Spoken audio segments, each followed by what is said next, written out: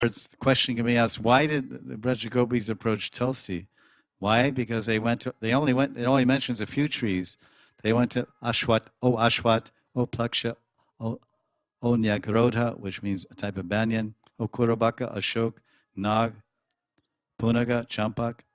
That's a few trees, 6, 7 trees, but there's 50, 60 trees, at least 50 or 60 trees listed in Govinda Lilamrita in the Brajadam. So they said, oh, why? Because the trees were silent. Every single tree was silent and unresponsive to the gopis.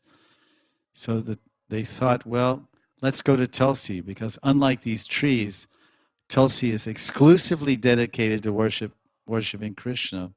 And unlike these trees, which are male, Tulsi is female like us.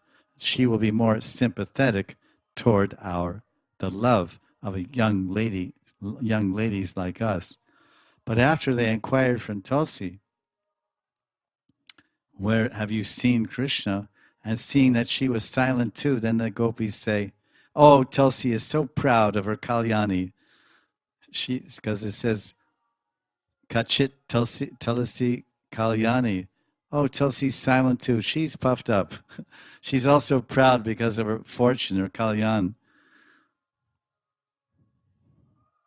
her position. Why is she proud? Because she's always with Krishna, lying on his chest and on Govinda's feet, Govinda Charana Priye.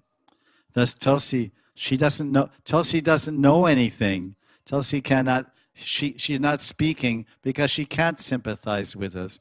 Why can't she sympathize with us gopis? Because she doesn't know what it feels like, or what it feels like to be separated from Krishna.